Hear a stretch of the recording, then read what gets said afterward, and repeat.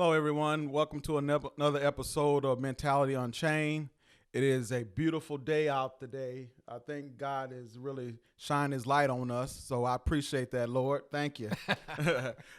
Today is really special to me because I met this guest that I'm going to have, my brother, and I think he didn't even realize who I was until we started talking again. I actually did a mental health thing with him, and he was like, "Hey, did you?" I was like, "Yeah, we did that before." So, but one of the things that I don't like to do is mix politics and mental health.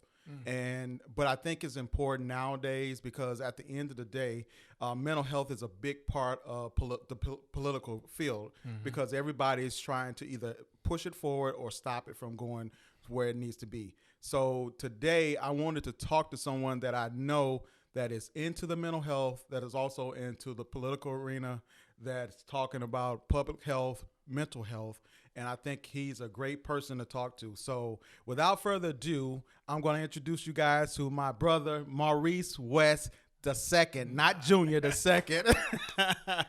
He is the 67th District State's Representative for Illinois. So y'all, audience out there, give him a round of applause for joining Mentality Unchained.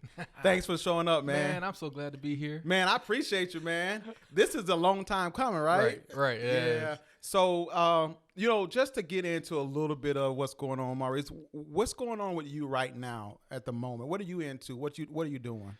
Man, my life is right now consumed mainly in Springfield.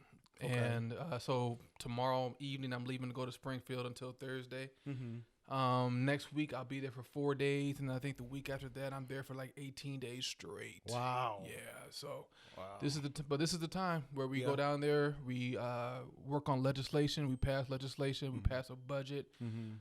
So that's what I've been working on these past couple of weeks, man. Wow, that's good, man.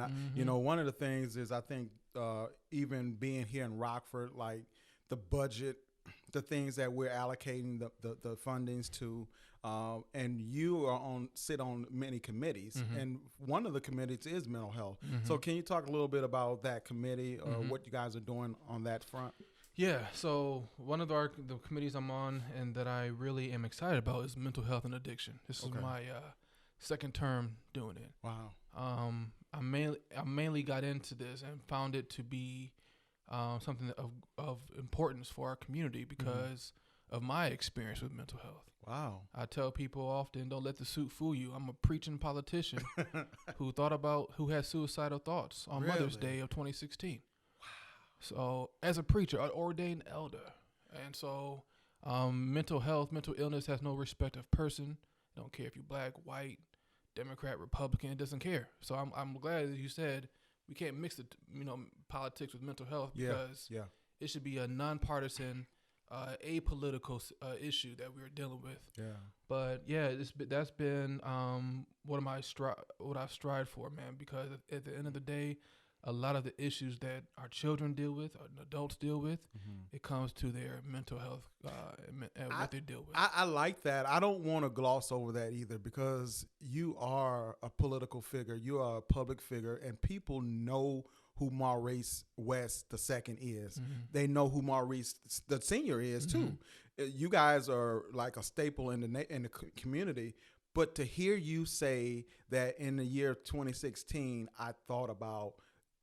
Man. What I mean, we're not talking about your suit now. We're talking about the man. Right.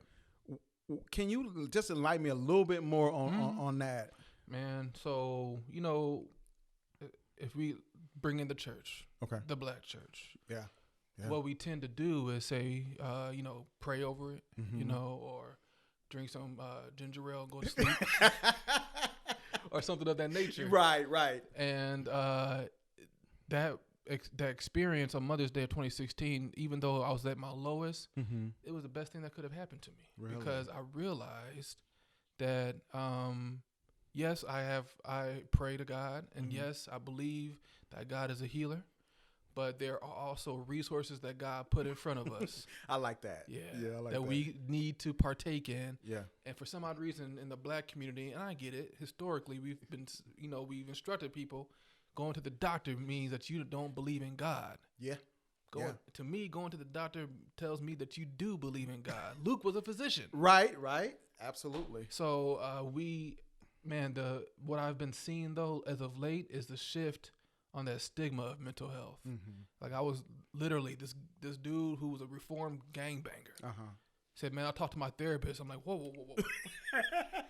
Dude, you a gangster. You talking to a therapist? I like that.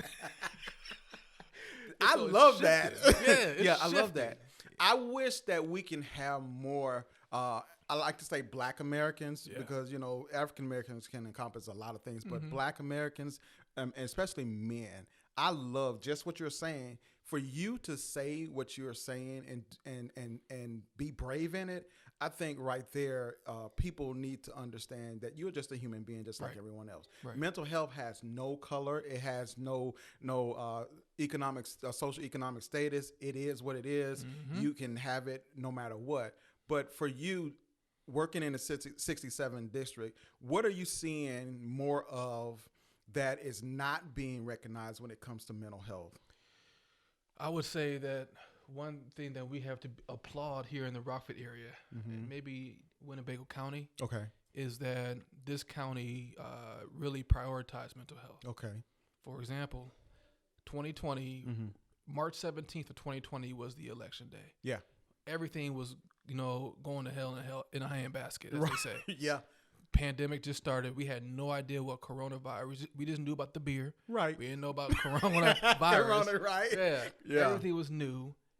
We just shut down, and people in the Winnebago County voted overwhelmingly 60-40 to raise our taxes. Wow. For mental health. Wow. And I think that's good to know too, because when I hear or I get the mail that say, "Hey, we're gonna vote on this to raise your taxes," immediately I'm like, "We're paying too much." Right. But if it's for the right cause, it's something that, especially mental health, is something is really dear to me. Same. And as a Black man, as a Black therapist, I see the running away from addressing our issues as a Black man, because for years I dealt with anger issues, right? And based on family issues, some trauma. I was just telling my editor off camera is that when I moved from the city of Rockford to Louisiana, it was a traumatic experience for me because I had to from Rockford to Louisiana. To Louisiana, okay. Because everything was still segregated. Even we're in the 90s and things was still segregated. I went to a prom where there was a white king and queen and a Black king and queen. In the 90s? In the 90s. Yeah. So for me, it was a huge it was a traumatic event for me. And so when you see the 67 district that you're over, that you're in, that you pledge your support and your leadership to, when you see Black men running away from mental health or therapy, what's your your advice to them to get them to go in the right direction? Yeah, man. Well, for one, I had to break myself down to share my story. Because as you know, as Black men, showing weakness is not what that's not in our cards, right? Or showing vulnerability, like being able to say that I dealt with suicidal ideology, opening myself up to be judged or scrutinized. Ain't you a preacher? Yeah. Weren't you supposed to pray? Yeah, but opening myself up to let other men see that there's strength in being vulnerable. There's strength in being weak. Yeah. Because only when you are weak can God make you strong. Wow. If we want to go, church route. But there are resources out here to make sure that you are strengthened and to the fullest, to your full capacity. And so helping men to understand that it's okay. Yeah. And that's what, especially Black men, we have to understand that it's okay. We have a lot of pressures. Yeah. Oh, yeah. And, even within our sanctuary of our homes, we have pressures of being a provider, coming home alive every night. We're getting, bombarded on multiple sides, and marginalized in various ways. And so it's okay to not be okay. Yeah. And I really feel, and this is why I'm really excited about you, bro, because It's individuals like you, doctor. Not yet. I'm getting there. Speaking Almost. into existence. Yeah, thank you. That we can't do it without, if you look like me, you understand me. I was in a conversation with someone. When was the first time you had your first black teacher? It was college for me. Yeah. But I've rarely seen a black therapist. Yeah. That I can connect with, that I can go to and air my grievances with, because others, though they may be in a good spot, they just don't understand. Yeah. What does it mean to be a black man? Yeah. I had a conversation with a young black man that's from the state of Georgia. He's from Columbus, Georgia. And he's now finishing up his doctoral program in Chicago. And he told me that in his undergrad, his professor came to him and said, "Hey, you thought about trying astrophysicist?" He was like, "Nah, I don't even know what that is. How do you spell it?" Right. He was like, "Because my community, we don't teach that. We don't even explore to that level." But he said that this man came to him, and was a black man, said, "I'll tell you what, if you do this, I'll make sure that I'll help you along the way, do these things for you so you can get moving forward." He said he took the first class and he fell in love with it. But he never knew about it until this black teacher, male, told him, "Hey, why don't you try something else that your potential can handle?" I said that to say, because my wife on the last podcast said that she never had a teacher to encourage her. See, so the difference is if you get someone to encourage you, that you can actually do some things outside of your elements. Right. So I asked that because what made you go into politics? What made you say, okay, I want to represent a city. I want to represent a state. What made you do that? Man, I think about that quite often because I'm still trying to figure out how I got here, honestly. But real talk, December 2nd, 2012, 2 o'clock in the morning, the Lord said, "Run for alderman." Wow. That's it. Run for alderman. I had no idea what an alderman was. I had no idea what ward I was in. I didn't know the difference between a Democrat and Republican. I knew nothing. I wasn't even involved in politics whatsoever. So I ran, and lo and behold, I'm running against Tom McNamara. The mayor. Right. Yeah, the future mayor. And he spanked me, but we became friends in the middle of the campaign, right? And then my predecessor, Dr. Leticia Wallace, called me 2 years later and said, "Hey, run for Rock Valley College trustee."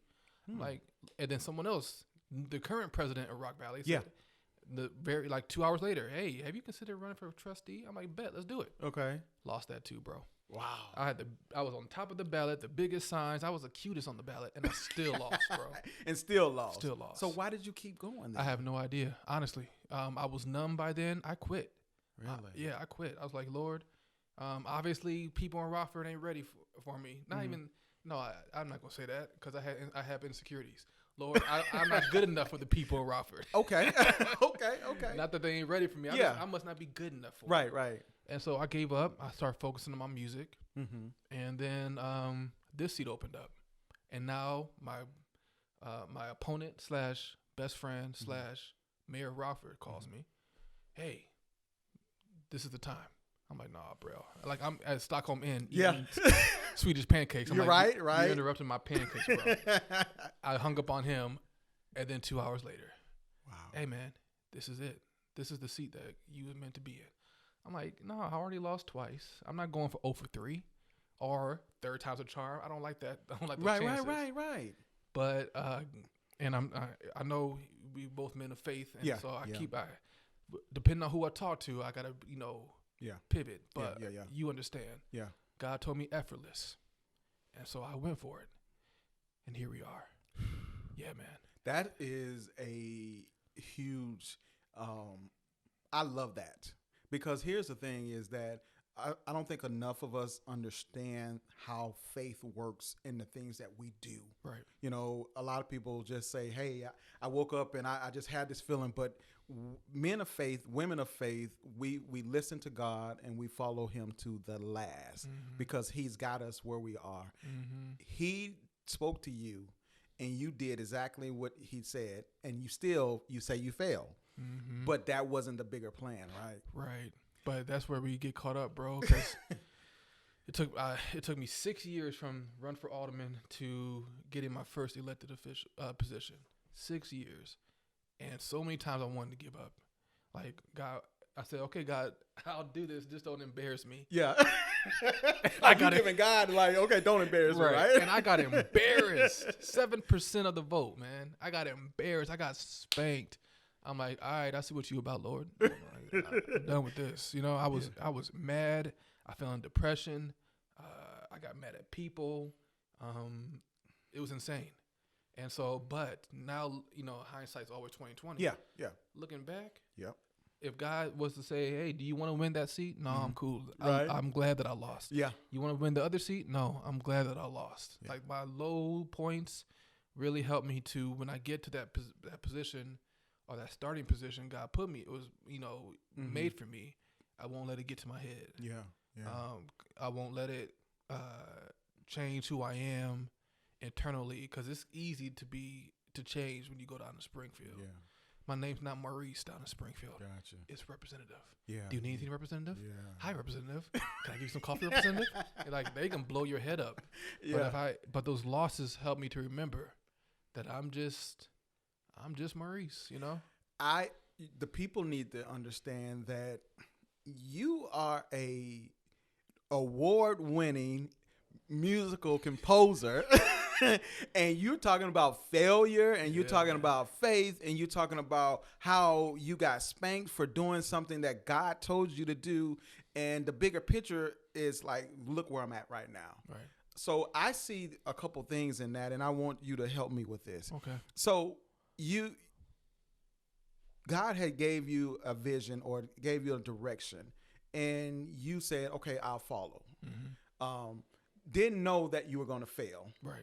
But you also said you fell into a depression and you started pushing people away. I think you show people the resilience that you do have and how you can push yourself out of depression and out of these other mental illnesses. So when you found yourself on the other end of this, did you say to yourself that I had to be an advocate for mental health, or this is this? What did you say when you came out of that? Yeah. When I came out of this, I knew right then and there that mental health had to be one of my number one objectives. Wow. Because of what I experienced. Mm-hmm. As someone outside looking in, people will say, Maurice got it all together. But little do they know that even on the way to your house, bro, I'm like, God, what can I say? Why me? Like, yeah. Like you know, what they call it, imposter syndrome? Yeah. Bro, it's real. Yeah, it is. But I'm still struggling with that balance between being insecure / overly secure and overly secure. Like, there's a fine line between being confident and cocky. I'm cool with my insecurities because they keep me from being cocky, but at the same time, they keep me from making bold stances at times. And so it's that fine line that I struggle with daily. That's humility. And brother, you exude humility. Because here's the thing is that you know what you're capable of, but you don't push yourself out there. Right. Because your energy, your spirit just jumps off onto me. And even when I met you the first time, it's like I met you for the first time again. Yeah. Because your spirit is genuine, is humble. And I think that's when we get in trouble, when we put ourselves on this pedestal and we feel that we've arrived and we stop working. We stop trying to reach that ultimate goal. We stop trying to help people. We stop trying to show people the way to handle things the appropriate way. Right. And so I think that you exude humility. I appreciate that, bro. Man, I appreciate you, because you saying, why not me? I'm like, why not you? I'm like, why not you? Right. But on another note, though, you know, your faith, your dedication to your party, to your political stance, Rockford is different. And I don't know if I'm not saying it in a derogatory way, but Rockford is different. It feels sometimes like we're fighting against a system. And do you feel that there's equity and equality within that system that we're fighting? Because our schools are struggling and our communities are struggling. So how do you feel about that? Yeah, we still have work to do. Okay. But you and I grew up in Rockford. Yeah.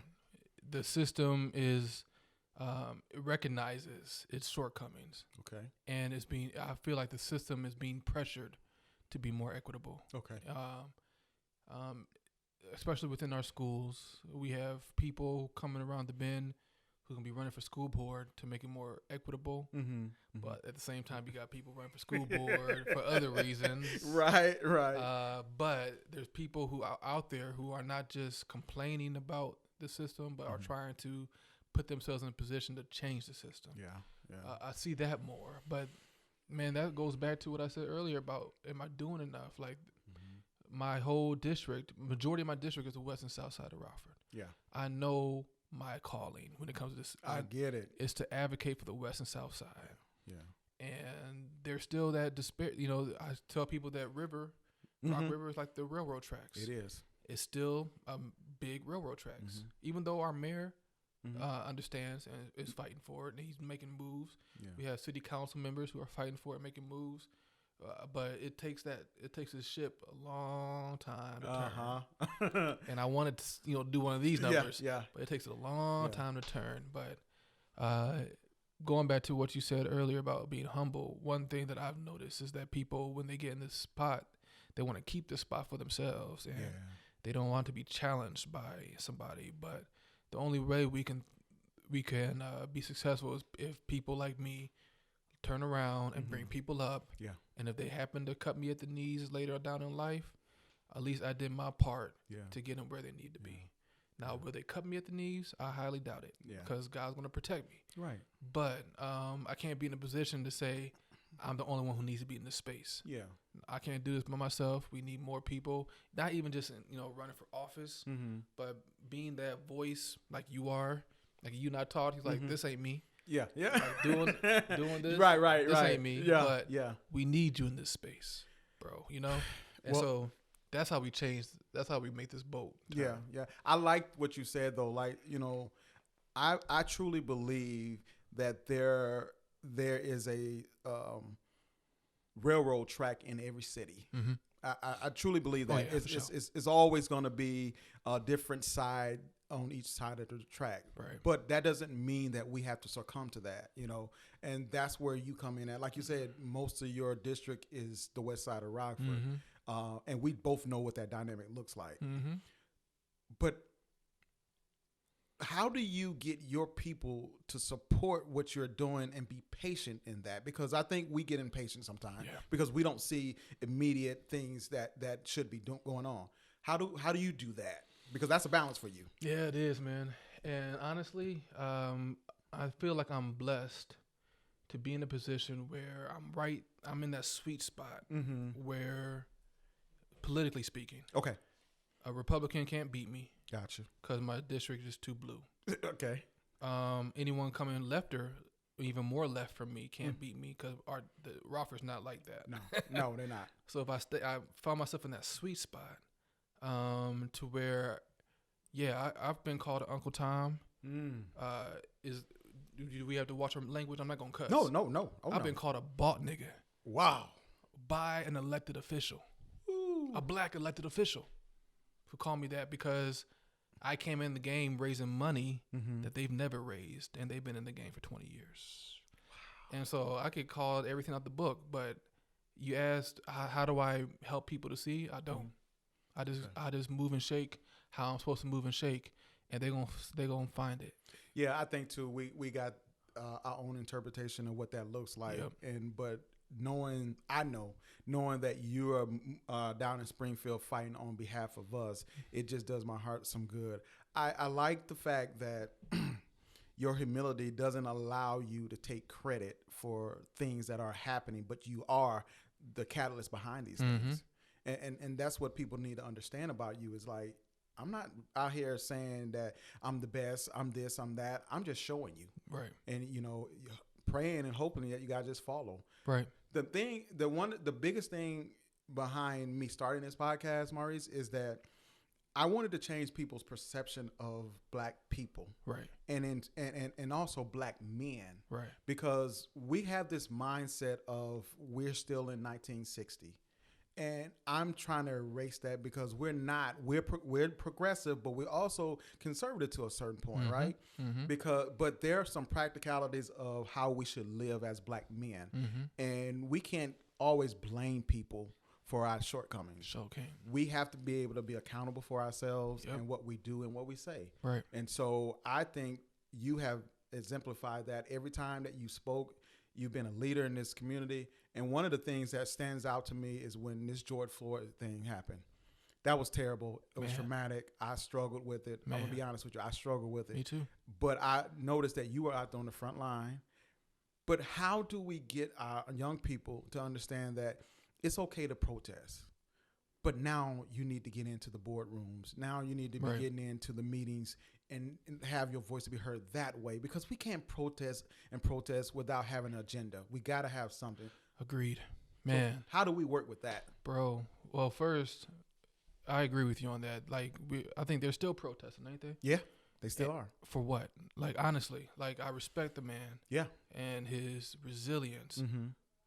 But I will say on this podcast, ain't no one listening to you, bro. And that's when you know you missed the mark. Yeah. When the powers that be are just letting you be. Yeah. But at one point during that, right after George Floyd, there was a manifesto that was put out. This is the change we was wanting. And then the community was all rallying around it. I'm like, that's what's up. But then sloganism kicked in, man. Like, I found myself right in the middle of the Black Lives Matter protest. And then, hey, representative, we're doing a Back the Blue All Lives Matter protest. We want you to speak. Wow. And of course, I'm not going to say, hey, I ain't coming to y'all thing. I'm like, oh, thank you for the opportunity. Absolutely. I'm standing right in the middle. I never went to a Black Lives Matter. I never went to All Lives Matter. Before you know it, they in the same crowd, like literally beating each other up. Yeah. Yeah. And what, man, it's the slow defund the police, back the blue. And what irks me is that they both mean the same thing. They do, right? Black Lives Matter, All Lives Matter means the same thing. Yeah. I would dare say pro-life, pro-choice means the same thing. Yeah. But we are stuck on 2-word, 3-word sayings because we think that's what people want. People need leaders to share with them what they need to hear, not what they want to hear. Yeah. And that's where we miss the mark for politicians, man. And like, I do this every day, every week. Come with me to Springfield. I do a video every day. I'm in Springfield telling people what I'm doing instead of letting them guess what I'm doing. Yeah. And I even say in these videos how I feel. So because I'm black, I got some people, my white counterpart, who was like, he found the police. Nope. Here's a video right here where I say I'm not. Right. I am anti-bad cop. Right. But we need to stay. It's the sloganism, man, that's hurting us. And so you was right. And as soon as George Floyd was killed, the Rockford newspapers and cameras were like, what do you think, Rep? Yeah. Because you're the only black one out here. Yep. And I knew that I had to say something that we unite everyone. Because if I say Black Lives Matter, then all the All Lives Matter folks who don't really understand that definition is alienated. Yeah. And the same on the other side. Black Lives Matter folks feel like if you say All Lives Matter, you automatically racist. Yeah. But when we come together and say what the definition of both are, and they were like, oh, Dory, they're the same thing. Right. And so I've been fighting since then to my colleagues. I'm like, don't put that. Don't say you Black Lives Matter. Don't say you All Lives Matter. Lead. Yeah. Lead. Yeah. And so our protesters, they came down on me hard, bro. Oh, you ain't doing nothing. You ain't helping us with anything. And then blew them up with this criminal justice reform package. Yeah. This is what I was working on. Yeah. Oh, dang, my bad. I'm sorry. See, and that's exactly what I'm talking about right there. Is like, you're in there where you can actually make legislative change.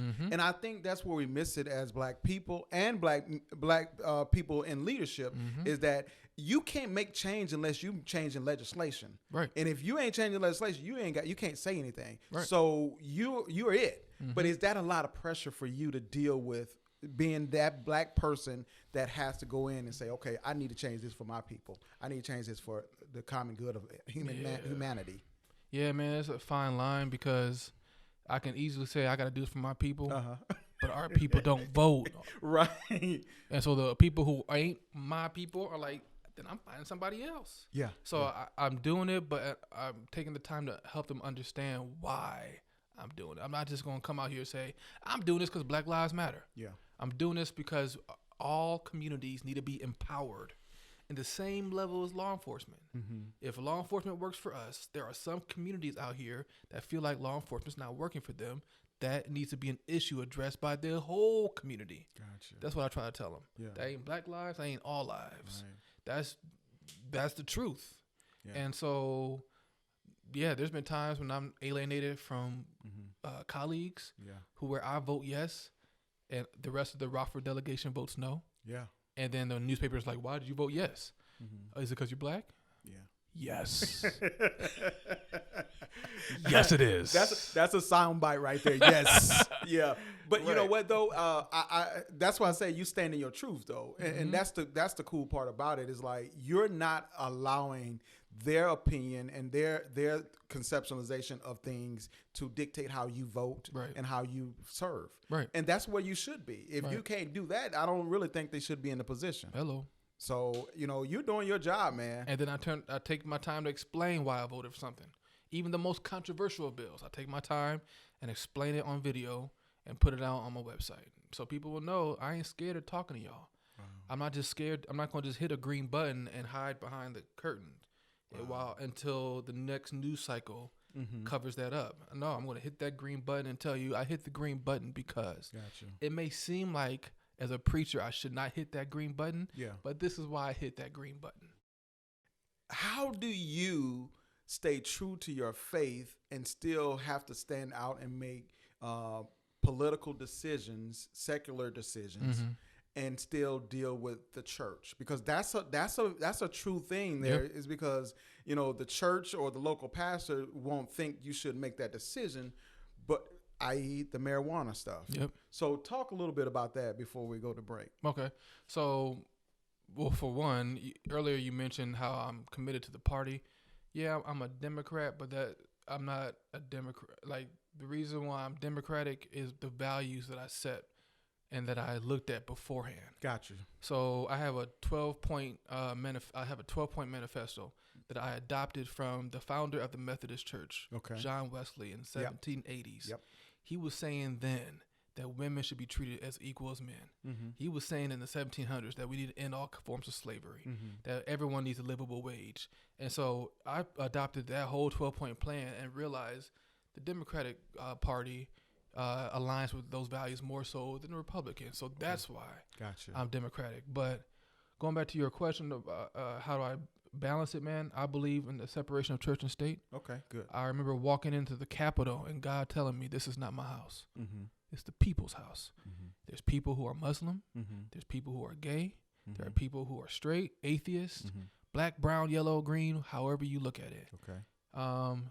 This is their house. And what if there's a bill that comes before you that uplifts the people, then you need to vote on it. So the marijuana bill, 800,000 people had their records expunged as soon as we legalized it. 800,000, about 98% of them were black people, black and brown people who got their records expunged because they had whatever this is in the pocket. And now they in jail still. So that's why I voted for that. And I'll be upfront. I wasn't happy about the business side of the revenue side of the cannabis because what happened a lot is we will open up a distillery and it'll just be white people. Gotcha. Nothing, no dig to my white brothers and sisters. But the war on drugs wasn't focused on you. Right. It was focused on people that look like me. So why aren't my people working in your dispensary? And so I'm like, this vote, I regret that vote because of that. Not because it expunged records, but because I want our people not to be just consumers of legalized marijuana, but investors if they so desire. And make that hurdle as low as possible for them to invest. Because, bro, during the pandemic, as you know, the economy exploded. But guess what did not explode? The sale of cannabis. And we got mad money as a state for it. That goes right back into our communities. With R3 zones, the whole west and south side of Rockford is an R3 zone. And so that makes us eligible for millions of tax dollars from cannabis.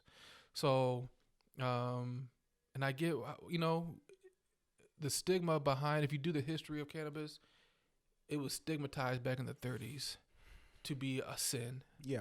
And I'm not, however you feel about it, that's on you. Mm-hmm. But it was stigmatized back in the day by man. Yeah. For it to be a criminal offense, to be a felony felony crime, and a sin. And it is what it is. But if we want to take back, like go back on the war on drugs and make people on equal footing, we had to legalize it. Okay. And that helped a lot of us as black people to get their records expunged. We had people in the jail for 30 years for this much in their pocket. Wow. And it was just us. And so, yeah, I had to take tough votes, but I made sure that that at least 2 or 3 of my 12-point plan was checked. Yeah. If it's not, then I'm not rocking with this. Okay. Yeah. Okay. So, another thing, I learned quickly that there's a difference between the black church and the white church. Really? Yeah, man. You see, now you stepping out and you being bold. Tell me. Man, after a lot of my votes, the white church was mad at me. Okay. But black bishops saying thank you. Wow. Yeah. Yeah. Even when there's some things that we just don't talk about in the church. Yeah. There's some things we just don't, dip our toe in. But I noticed that a lot of people in the white church were telling me what to do. Mm-hmm. The black church was praying for me. Yeah. The white church was, Lord, touch our leaders to see your way. Lord, but the black church, Lord, give them a mind of wisdom so they'll know what's best for their community. Yeah. Even McNamara told me one time at Booker, I feel more comfortable at the black church than the white church. Yeah, because they're dictating what you should be saying and doing. Yeah. And I'm not dissing our white brothers and sisters in the Christian faith. Yeah. It is what it is. Based on my experience, this is what I've seen, man. Yeah. And so daily, I'm making sure that I'm not compromising my beliefs. Mm-hmm. Daily, like consciously, like, Lord, if there's anything I did that I shouldn't have done, please forgive me. But I do not want to put you on the back burner. As soon as I do that, I'm done. Yeah. So, and lastly, the Declaration of Independence says life, liberty, and the pursuit of happiness. Yes. And for some odd reason, there's people out here who wants to dictate what someone's pursuit looks like for happiness, their own happiness. If a gay man wants to be happy and he comes out, who am I as an elected official from keeping him from his happiness? Yeah. If our Constitution says they have to have life, liberty, and that pursuit of happiness, taking the time to explain that is what a lot of people don't do. They don't want to hear it. They don't want to hear it. But this is, the softest pillow is a clear conscience. I know that I'm helping others out there pursue happiness, just like I was sworn to do. Yeah. When I took my oath in the state of Illinois, my job is to help you pursue happiness. And just because your happiness does not look like mine does not mean I should be dictating how you pursue. The church can. Yeah. If you're talking to Elder West, I would. That's different. That's totally different. But a state representative West, my job is to fight for every pursuit of happiness that's out there. And a lot of people don't like it. Well, you're not in the business of appeasing people. Right. You're in the business of writing legislation. And if you want to go to the church, you have a responsibility to God in your calling. Mm-hmm. And so I love it. I love it. So you talked about some of the bills that you've been pushing through and trying to work on. And again, me being in mental health, me being a black therapist, I love to see legislature and state rep like yourself push the mental health initiative. So right now, like, is there a certain thing you're working on as far as mental health? What are you working on, actually? Well, before I get to what I'm working on, man, I'm pleased to announce that in 2 weeks ago, the mental health committee, at least in the House, was working with Governor Pritzker on creating a mental health czar that works out of his office, and their sole mission is mental and behavioral health. Yeah. And what all the things that he needs to do in his administration to combat mental health. So he has someone who's paid and their only job is to focus on mental health. Really? Huge. Yeah, man. Wow, Revolutionary. that is big. Yeah. Yeah. That's big. He agreed to it, and they're working on finding that person even now. But I'm excited about that. But about a year ago, a lady in our community named Kane came to me. She's from Marshmallow's Hope. Mm-hmm. She lost her son to suicide in 2018 unexpectedly, like not even no symptoms. She even said to gauge it. Well, during her time of grief, she lost her job because of that probationary period, and they just unwilling just took the job from her. So she and I have been working on 2 bills so far. House Bill 4215, the Zachary Parents Protection Act. Okay. It passed out the House. Any employee who loses their child to death or homicide or suicide, they get either 6 or 12 weeks of unpaid mental health days, so to speak. That's going to be huge. Yeah. I got the Chamber of Commerce is on board. Department of Labor became neutral, and so it's huge. Yeah. Now it's in the Senate, and I'm hoping for the best there. But we also worked on that on the student side because her kids really suffered. Yeah. As you know, we have 504 plans, but you have so many benchmarks you have to hit to get a 504 plan. That's right. House Bill 4203 that we talked about earlier was to have our kids pretty much have a hawkeye on them. Okay. From the administration, making sure they're okay. Hey, they just lost their sibling to suicide. They may not need a 50 plan right now, but let's just make sure they have resources. That's all we're asking for. ISB, the Illinois State Board of Education, said that they're working on that, but so we pulled back, but nothing came out of that. Okay. So now we're going to hit the throttle again on that one next year. But yeah, I've been working with NAMI here in town for the longest. Xavier Whitford, who lost her son, Tommy Coral, back in 2014. I've been fighting against Mercy Health, who closed their psych wing. Yeah. In the middle of a pandemic, bro. I don't. When everyone is dealing with mental health. I don't understand that. That's been the bane of my existence, man. Really? That's one of the toughest things because Javon Bay is like that little kid back in the day. When we play street ball. Yeah. He sucks at basketball. But he owns the basketball. He owns the basketball. And any minute he'll just take that ball and go home. That's right. That's Javon Bay. Wow. Any minute he'll just say, "Give me what I want, or I am going to close it, and then I'm going to blame you." And so it's been crazy trying to work with him, and then he got rid of Medicaid in the middle of the pandemic, the mental health ward, or the department. He got the emergency department, no longer a thing on Rockton. Yeah, man. So I'm working on that too, and that. At the end of the day, I strongly feel that your mental health is more important than your physical health. If you're not careful, your mental health will cause medical health. Bro. So right there. You got to understand that. You got to understand that. So what does it take to get these bills in action and passed and actually implemented when it comes to, because you're talking about some huge mental health strides that you guys are making. Yeah. How does that process begin and get implemented?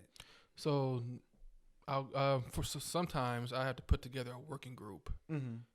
We come together, we talk about the issue, we write out the legislation. I file it in down in Springfield, and then my job is to get it out of committee, out of the House. That part I have control over. Okay. But democracy at its best, I have to now let that bill that just passed my baby go to the Senate and become someone else's bill. Yeah. And who they have control, they themselves have control of passing the bill or killing the bill. So I've had legislation that I will work on for months, get it to the Senate, and it just tumbles because I got the wrong senator, or it comes different. Like, so if it changes in the Senate, it has to come back to the House because that's where it started. Are you guys cool with the changes we made here? Yeah. And then we vote on it again. There's times when I'll take a bill that looks like A plus B. It'll come back D plus A C. And I'm like, what the heck happened? This is not the bill anymore. Right. But, and then if it passes both chambers, we didn't have to hope for the best that the governor would sign it. Okay. Or veto it. Gotcha. So there's steps in place before it becomes law.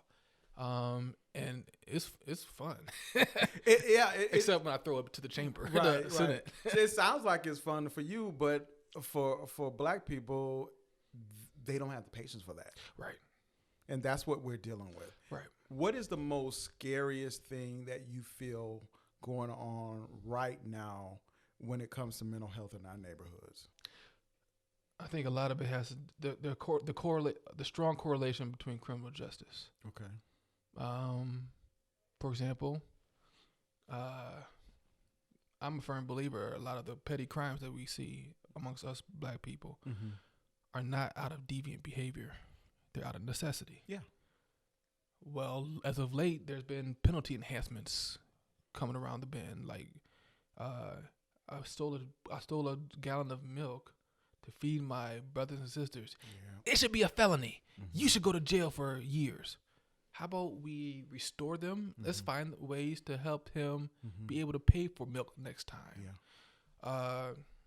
And the reason why I feel like that shift is happening right now, and we're trying to be the safeguard, as in the Black Caucus is trying to be the safeguard behind that, is because going back to George Floyd's killing, we brought forth this criminal justice package that was huge, never seen in the state in the nation, and we passed it just like that, and people were either happy but pissed about it, saying that we're anti-cop. Saying we're trying to get rid of felony murders, ending cash bail. Like, why do we end cash bail? Because if I go to jail, if you catch me with an arrest, I'm still innocent until proven guilty. Yeah. But because I can't pay my bond, I gotta stay in jail for months, even though I'm innocent until proven guilty. Yeah. I lost my job. Yeah. I lost my home. Yep. Lost my girl or whoever I'm with. Yep. And then you find me innocent 7 months later. And now everything just went crazy. And now I'm depressed to high heaven. How do we keep people from getting depressed like that? How do we say that we want to lower crime and lower taxes when we ain't trying to help people to be empowered so that they can add to the tax base because they're working, and they will be too busy to partake in crime because they're working, because they're empowered. Yeah. And so there's this battle between the two. As of late, that's been really scary. Yeah. Not just for our community, but even politically. Yeah. It could look bad. People come at you and like, I have to fight. Going back to what you said, I have to fight not only my colleagues. I have to fight. I have to come back against rhetoric from the sheriff, the chairman, even my boy McNamara. I gotta combat rhetoric there publicly. After a while, it gets tired. It gets tiresome, man. I literally had a black beard before when I started this job. Really? Yeah, man. Wow. Yeah. I mean, just to hear you talk about, the stuff that you're trying to do down in Springfield, I would just say that you're probably one of the hardest working men in Springfield. Appreciate you, man. I dare not say in Rockford, but just in Springfield, man, because you're working hard, because the stuff that you're talking about is so prevalent in our communities. And one thing that I really want to hit on, you said, that scares me, is the fact that what you said is that, yes, there are some criminals out there that just do stuff just to do it. But for that father that has went from incarceration, trying to find a job. He's been on 25 interviews, and he can't still get a job. And then he has to come back and try to support his family. That's right there. That's scary, because you and I know both as men, and as prideful men, when it comes to your family, you want to provide. And if you can't provide, what do you do? So that scares me right there. And so that's why my hat goes off to you for what you're doing. But how do we get people to understand that humanity shouldn't be so hard? Just to care for someone, just to say, you know what, I'll do this for you, or I'll look out for you, or I'll do this. It's hard for them to come out and go and get a job. They either gonna have to cut hair, and then you might not even be able to get licensed because you got a felony. You got all this child support. They take your driver's license away. How you getting to work? I mean, all these things is like every time you do something, they move the goalposts. It's like, and every time we try to take that away, we're weak on crime. Yeah. We're trying to help these people from recidivism. We're trying to keep them from doing it over and over again. Absolutely. But now you barking at us saying we're not tough on crime like we should be. Then how's anyone going to be rehabilitated? I don't know.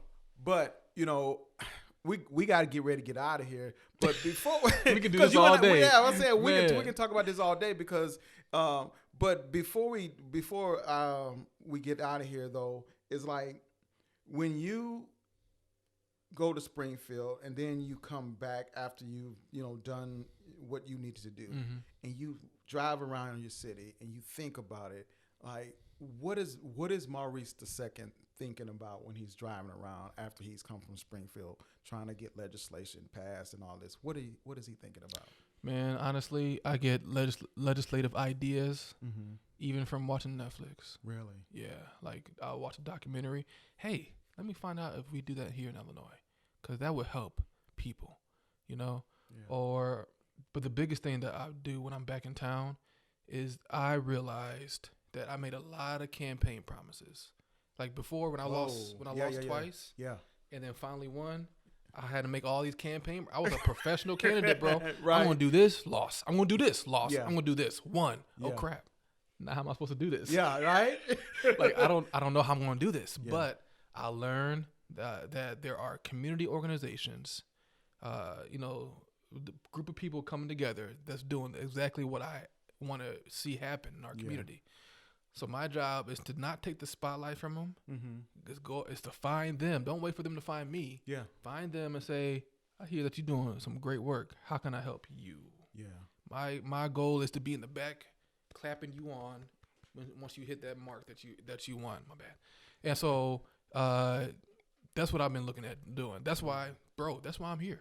Hey, I appreciate it. Because you're doing work. So it's like, how can I help you? Look, you can help me by keep doing what you're doing down in Springfield, man. Because right now, we need a strong advocate for mental health in the boardrooms, in the legislature, because being outside, we can't do anything. And so I'm going to do my part as a Black therapist and as a therapist altogether. But yeah, you just keep doing what you're doing. Cool. So as we get ready to wrap up, if you had to leave any advice to anyone, it don't have to be any particular person, but if you had to leave any advice for anyone today, what would you say to them? Same thing I say to all of our kids.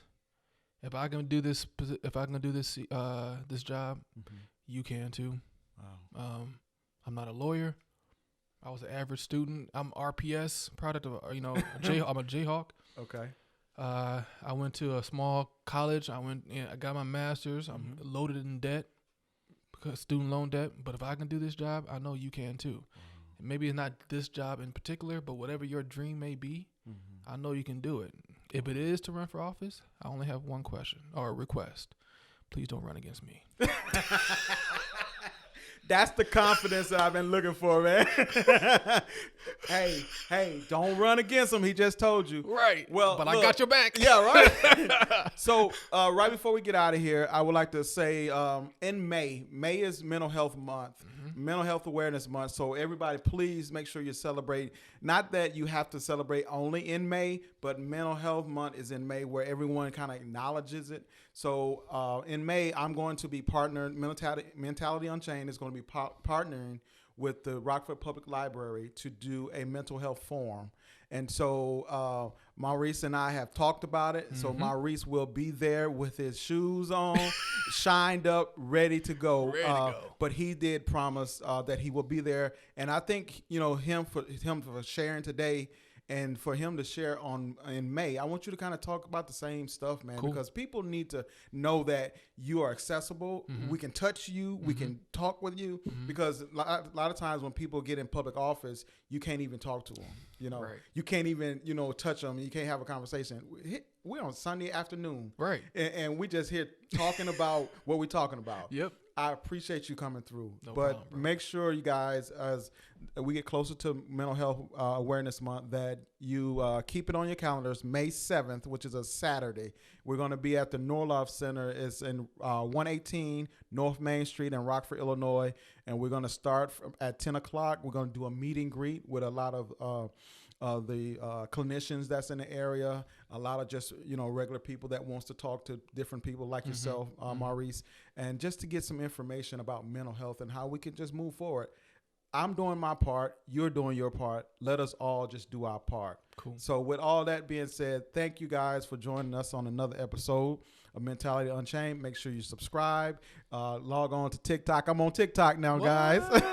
I'm just putting a little something out there. But I appreciate the support, and thank you, Representative 67 District Maurice West II. Thank you, brother. Thank you, brother. Appreciate you, man. Appreciate you, man. Man, that was fire there, bro. That was great. That was great. I love that.